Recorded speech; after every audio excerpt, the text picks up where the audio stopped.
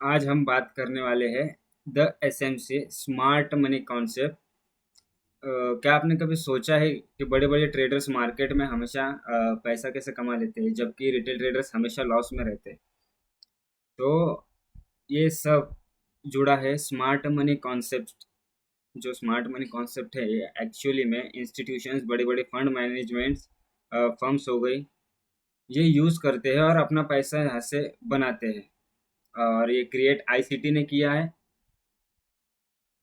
सो हम देखते हैं कि एक्चुअली में स्मार्ट मनी कॉन्सेप्ट क्या है। एंड तक ज़रूर देखना, आपको बहुत अच्छा मज़ा आएगा कि आपका थोड़ा जो मार्केट को देखने का तरीका है वो बदल जाएगा इससे। सो चलते हैं। थोड़ा बैकग्राउंड भी मैंने अच्छा कर लिया है कि जिससे आपको भी समझ में आ जाए और चार्ट भी थोड़ा अच्छा दिखे करके। सो आपने कभी नोटिस किया कि आप जब ट्रेड चलते हो तो मार्केट आपका स्टॉप लॉस खाता है, स्टॉप लॉस खाने के बाद में मार्केट वहीं से रिवर्स कर जाती है। ऐसा क्यों होता है? क्योंकि जहाँ पर retailers most of the times हुआ है कि जहाँ पर मेरे साथ भी हुआ है, बहुत बारी हुआ है जब मैं बिगिनर लेवल में था तब मुझे भी बहुत फेस करना पड़ा ये कि जब हम ट्रेड पोजीशन चलते हैं एंड देन स्टॉप लॉस अच्छा लगाते हैं, हमें लगता है कि मार्केट अभी सपोर्ट पे है। स्टॉप लॉस और सपोर्ट लेवल के नीचे जो भी रहेगी उससे थोड़ा लंबा कर ले और टारगेट 1:2 पकड़ो या फिर जितने हमें आगे डिमांड मिलने वाली है तो उस हिसाब से हम ट्रेड चलते हैं। बट क्या होता है ना कि हमने पोजीशन लगा दी, देन उसके बाद मार्केट क्या करती है, हमारा स्टॉप लॉस खाती है देन उसके बाद में उड़ जाती है।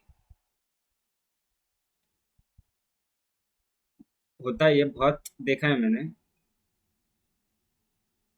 ये स्मार्ट मनी कॉन्सेप्ट से स्मार्ट मनी कॉन्सेप्ट की वजह से होता है। इसमें सिंपल लॉजिक है, बड़े बड़े इंस्टीट्यूशंस हो गए, बैंक्स हो गए, ये मार्केट को मैनिपुलेट करते हैं। और अब जितना एसएमसी जो यूज होती है वो एक्चुअली में सेंट्रलाइज्ड मार्केट में होती है जिससे कोई गवर्नमेंट बॉडी कंट्रोल कर रही हो, तो वहाँ पर ये ज़्यादातर यूज होती है। अभी स्मार्ट मनी कॉन्सेप्ट क्या है, इसमें मार्केट स्ट्रक्चर्स आते हैं, लिक्विडिटी आती है, ऑर्डर ब्लॉक्स आते हैं, फेयर वैल्यू गैप्स आते हैं और चेंज ऑफ कैरेक्टर्स हो गए, ऐसे कुछ टर्म्स हैं जो इंपॉर्टेंट है। ज़्यादा डीप में जाने की ज़रूरत नहीं है एसएमसी के लिए, हमें जस्ट एक ट्रेड चलनी है, उस हिसाब से हम ये कर सकते हैं स्मार्ट मनी कॉन्सेप्ट।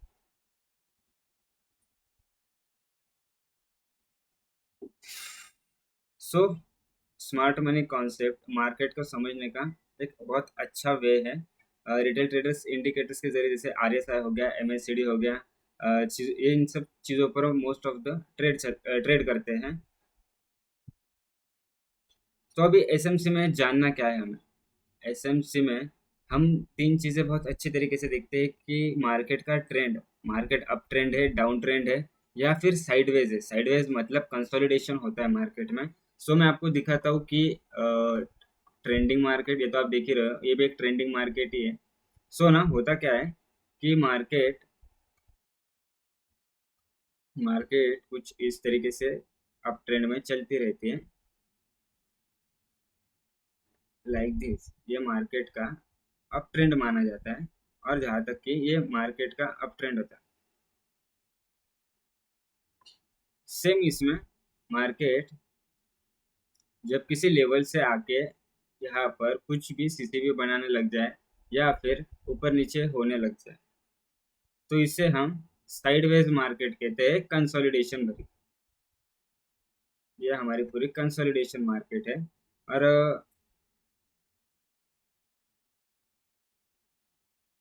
ये हमारी, रुको मैं बहुत अच्छी तरीके से बनाता हूँ इसे, ये आपको समझ गया कंसोलिडेशन वाला। सो ये जो है ये हमारी डाउन ट्रेंड मार्केट है, like this.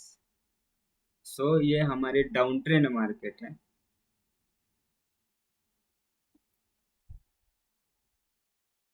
So smart money क्या करता है इन फेजेस में, वो एक्यूमुलेशन पे एंट्री लेता है। लाइक ये जो ये जो डिमांड आप देख रहे हो ये एक्यूमुलेशन में आती है। यहाँ पर कोई भी हमारा एक चार्ट पैटर्न बनता है। जैसे आपका जैसे आपका यहाँ पर समझो एक पिनंट हो गया, आपका एक पिनंट हो गया, या फिर आपका एक एलिप्स हो गया,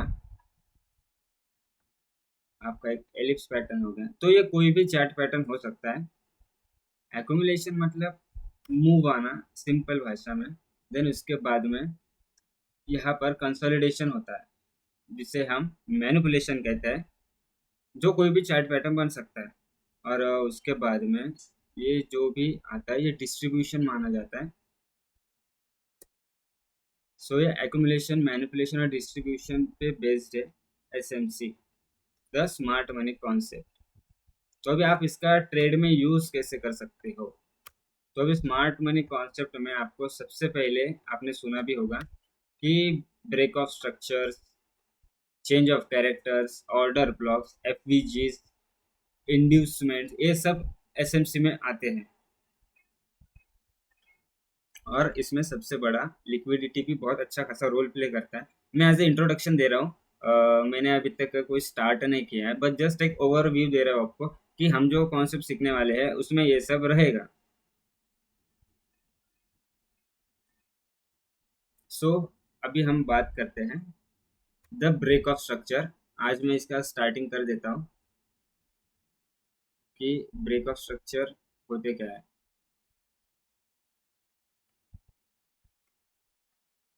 the BOS, break of structure, तो ये आपका अप ट्रेंड में भी काम करेगा और डाउन ट्रेंड में भी काम करेगा। सिंपल वैसे समझो दादा, ये कोई रॉकेट साइंस नहीं है। सो मार्केट हमारे किसी भी लेवल से ऊपर आती है, देन उसके बाद में वो अपना हाई ब्रेक करते हुए ऊपर जाती है। ये जो हमारा है ये हाई, हायर हाई माना जाता है ये।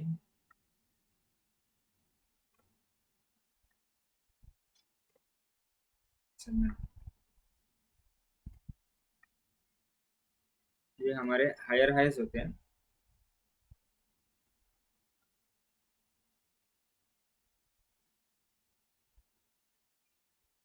ऐसे रहने देते हैं। देन ये जो हमारे नीचे वाले नीचे की जो डायरेक्शन होती है, इसमें मैं लिख देता हूँ हायर हाई।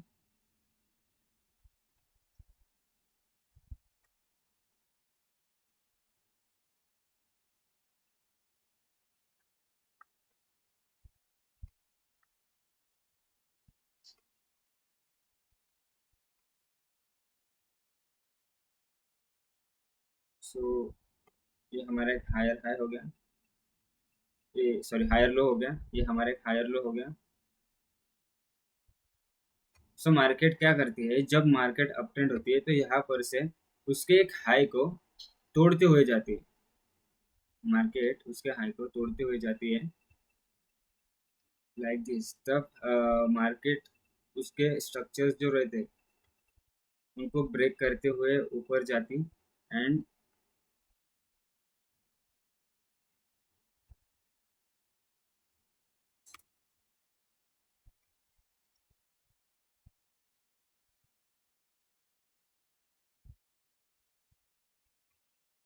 सो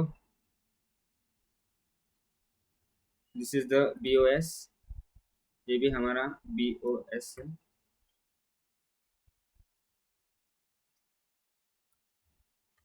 सो समझो अभी मार्केट कोई भी डायरेक्ट सपोर्ट लेवल से आते हुए या फिर रेजिस्टेंस लेवल से आते हुए उसके ब्रेकअप स्ट्रक्चर को तोड़ते जाते हैं। ब्रेकअप स्ट्रक्चर को तोड़ना मतलब क्या होता है कि वहाँ पर जो भी सेलर्स सेलर्स बैठे हुए हैं उनकी जितनी भी सेलिंग है उनको तोड़ते हुए मार्केट ऊपर जाती रहती है, क्योंकि बाइंग प्रेशर बहुत ज़्यादा रहता है। So that's why breakup structure occurs on that particular time and particular वे।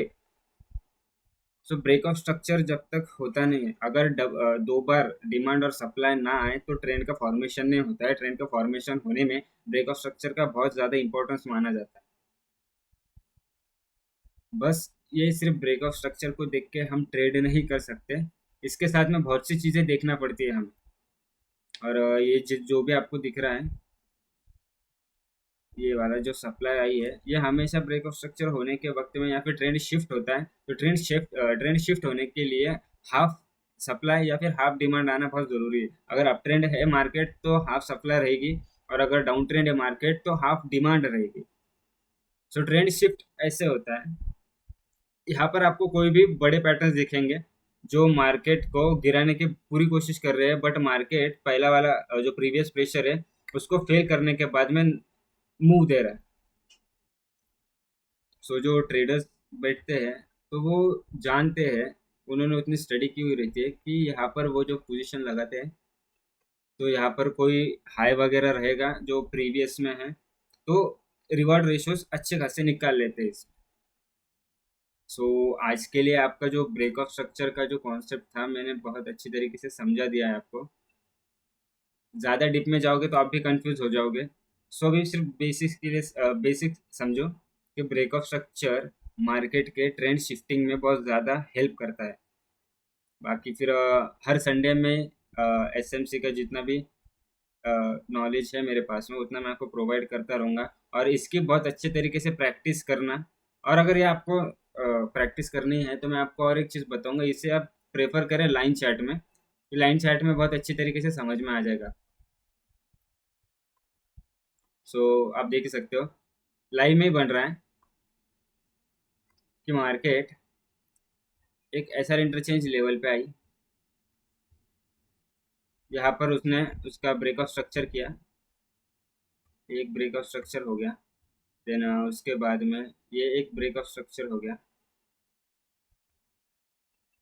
एक और एक ब्रेक ऑफ स्ट्रक्चर हो गया।